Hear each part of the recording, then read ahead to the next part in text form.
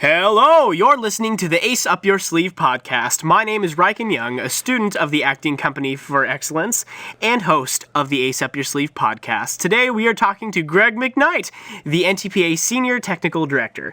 Mr. Greg was a seasoned theater technician, having worked tech at many venues in DFW over the past 2 decades.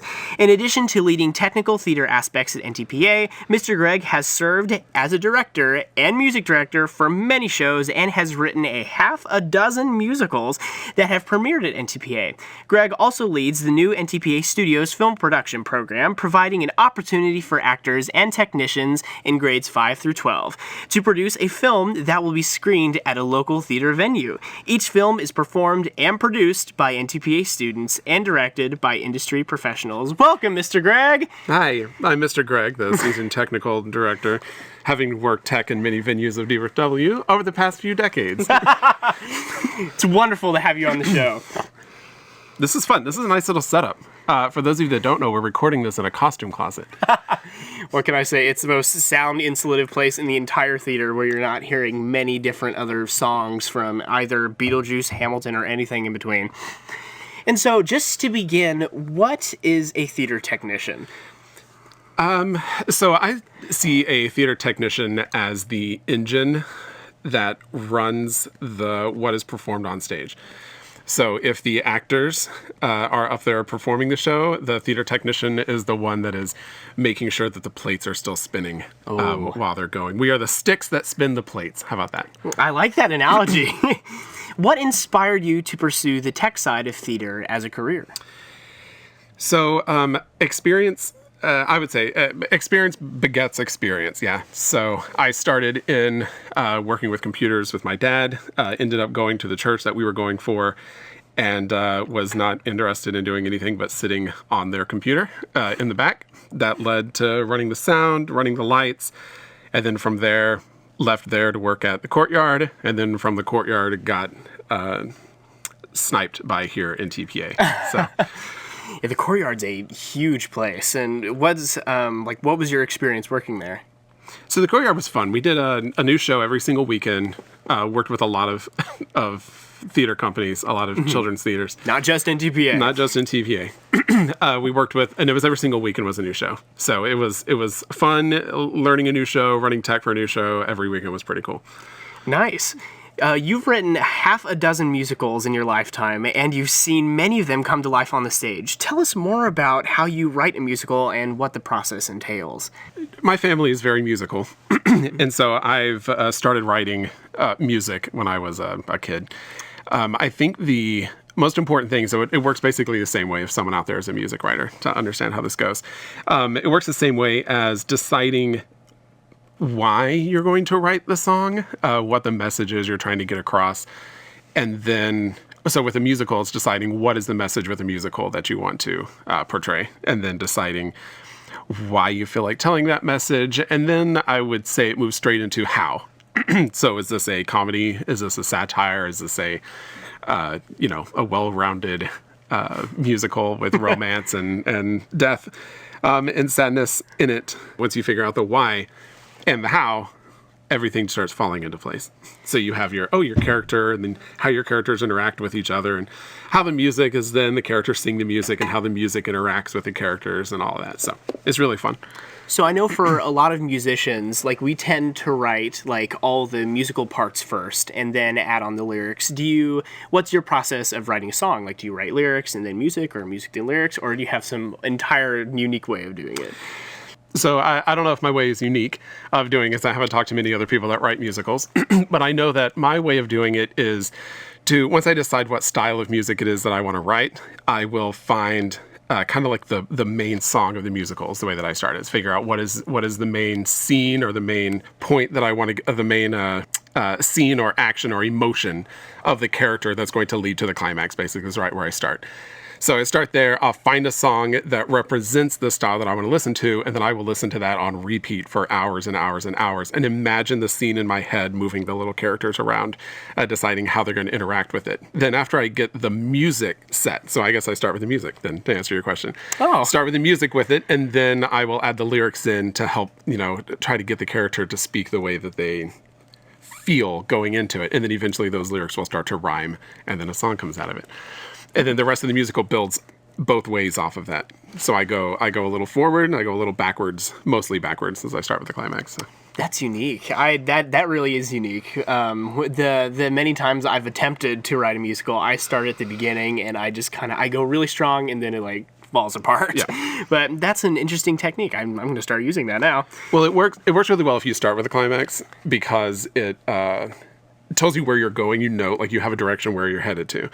There's some other things with writing a musical that people have, like after the intermission, you have like a big like Act 2 opening number, and then you have like the big opening number for Act 1. So like once you have these like little rules in place, like I don't know, following towards the way that you want to go with it. Once you have those things set, then it makes it a little easier to keep track of where you're going. Because I can see the same with songwriting. If you start at the beginning of the song, and then it's like I'm at the end of the song and I have no idea where I am. Exactly.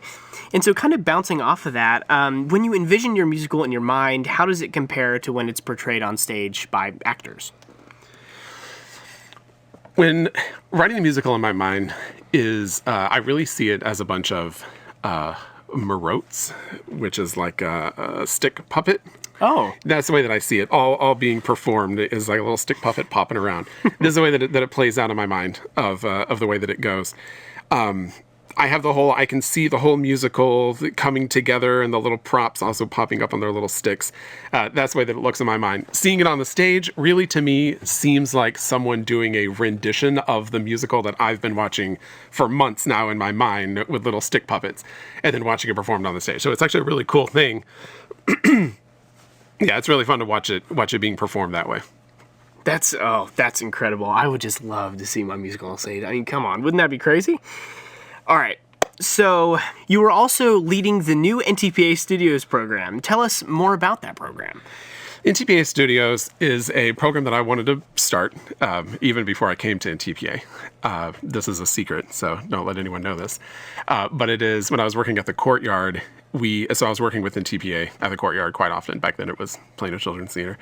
And I was thinking, no one is doing a film version of what all these student theaters are doing. So my idea was like, I wonder if they could, join one of these things and bring it to film, because I have a lot of background with film before coming here. So this was finally my opportunity that was handed to me to start this film program. So it works out the same way as our stages go, where you start with, you have 8 weeks of rehearsal, but for us we call it filming. You film once a week with that. And then we have our crunch week, which works exactly the same as a tech week. You film every single day, all day Sunday, all day Saturday, and then you come out with a film at the end of that process. And so kind of just going off of that, like what was your like film background? Because I personally am a huge fan of film, and I've actually thought about doing a little bit of NTPA studio shows. And I was wondering just what got you involved in film in the first place? So my father was a journalist in the Air Force, and he has a bunch of old reels that he would bring along and show us when we were kids. So watching those, just growing up, it was kind of ingrained with us to be like, oh, filmmaking and being on camera. And we had old, it's the typical, I'm an old man. So it's a typical 80s, 90s kid story of get a really old camera and get together with your friends and film these ridiculous films to show to your parents and the friends in the neighborhood to come over and watch. So I did that as a kid. All of the rest of in the past jobs that I've had have all had film woven into them. Like I said, experience begets experience. I'll just say it. Like the more you do one thing, the more you'll end up doing that thing for the rest of your life. So that the film was wrapped up into that. And then, here. So if any of you have seen the new Spielberg movie, Fabelmans, that basically is the exact same, like just feeling at it like they had this like old unique camera and they went out and shot it. If you mind me asking, what medium was it? Was it like 16 millimeter or 8 millimeter that you watched? Sorry. That I watched? Oh, for my dad? Yeah. A 32. 32? Oh, wow. So it's pretty good resolution on that film. And so, along the same line of questioning from a while back, what are the differences between acting for a movie versus acting on stage? This is pretty obvious, but I'll go ahead and say it anyway. So acting on the stage is large. you have to portray physically your emotion to the people in the back of the room. So when you're sad, you throw your arms up in the air and you throw yourself on the floor. Yeah, this is real acting. I, not being an actor, now explaining how acting works. When you're acting on a film, there's a lot more nuance, a lot more control over the facial expressions that you use and the way that you can hold your eyes and when you look different directions and be able to portray like different senses. Very, very small, minute movements come across really, really well on film. Yeah, and I guess you are supposed to portray like real life, like instead of on a stage, like being held up on a pedestal and then basically doing all these crazy things. I can see how that's way different from acting. There's also on film the thing where you have to pay attention to where the camera is the entire time while you're acting without looking at the camera. So it adds a whole new level of difficulty with that, but also, I don't know, well, challenges make making choices easier, I feel like, with that. So yeah, you got to have that sixth sense with the cameras for sure. And so, is there anything that surprises you about working with students when it comes to NTPA studios? I've worked with kids my entire life, so I feel like that humans are all humans. Every child is the same. That is what I have learned. There are no unique people in the world. This is your lesson here for the Ace on Your Sleeve podcast from Greg McKnight. No one is unique. No, really. No, the working with kids, working with students on the films, how quickly they pick it up, how into it they are. I really didn't know starting the film program if kids were going to come in and be like, this is stupid. Why would I be on a film? But no, they pick it up and they have a lot of fun with it. Even the tech kids are quickly learning. And we had, grabbing the camera and quickly moving it and knocking over all the lights and stuff connected to it. Like that was the first. But now those kids that cause the most chaos are the ones that are, do it the most talented, I should say now. Like really surprising, turning it around. Why do you think students should participate in NTPA studios?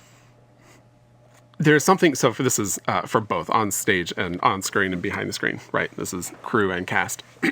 When you're a cast, again, coming from someone that's not an actor, I can tell by watching the reactions when so our films premiere in a theater, watching the reaction of your head being 30 feet tall suddenly on the screen and just watching the actor squirm when that happens. There is definitely something about seeing your acting that close up.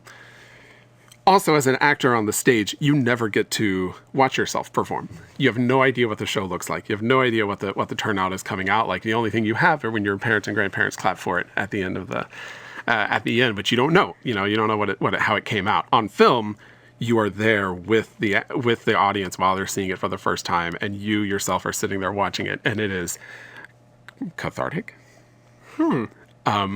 Is the way that I feel like the way it comes out. It is surprising, vulnerable. These are all things. So if you are looking to see yourself 30 feet tall on the screen and squirm in your seat and feel cathartic and vulnerable, then that's why you should come act for NTPA studios. For the crew side, it's fun. Like, honestly, if you haven't done film, I know you children with your TikToks grab and record yourself on these little 30-second screens, but actually holding a camera and doing intentional movements and stuff like that is all, I think it's fun. It's a whole new way to look at performance art. Man, I love that. That was such like a good little piece of dialogue, just even like to carry with you, especially when going into film. I just love hearing like all these things about how it really does make you feel vulnerable. Like even like watching yourself. Like I have never done that ever, and I think almost most like musical students have never seen themselves, and I do feel like that is pretty important. That you need to be vulnerable at least once or twice in your life. What advice would you give to students who want to pursue the film industry as a career? So this is advice. Here's old man advice for you guys. Decide if you want to do, and this is literally for anything. This is going to be film, music, stages, acting, art. Decide if you want to do it professionally or decide if you're going to do it for fun. I don't know if that's been said on this podcast before, but that is what I would say here is if you want to pursue film, you really have to make the decision if you're going to do it for realsies or if you're going to do it for funsies. And then, of course, to clarify that statement, for funsies is for real. Art is fun. You can do that, you can have fun with it, and that is equally as much real as if you decide to do it professionally. And there are countless opportunities for you to act in film, for countless opportunities for you to be crew without having to, devote your whole life to it. So there you go. We've asked that questions many times on this podcast, and I think that was just a beautiful answer. Like your writing and music and song style, that was very unique, and we very much appreciate that. And now, Mr. Greg, it's the time in the Ace Up Your Sleeve podcast where we ask every guest the same 5 quick questions. You must answer every question quickly and without explanation. Are you ready? I am ready. What was the name of the first show you performed? Dreamgirls. What is your favorite show? Last 5 years. What is your favorite role? There are no favorite roles. Oh. My favorite role is being a father to my new daughter. Oh, that's a sweet answer. What is your dream role? Judge Lord Frollo from Hunchback of Notre Dame. What is your favorite candy? Circus Peanuts. Thank you so much, Mr. Greg, for talking with us on the Ace Up Your Sleeve podcast. And until next time, I'm Reichen Young. Remember, you always have a winning hand with an ace up your sleeve.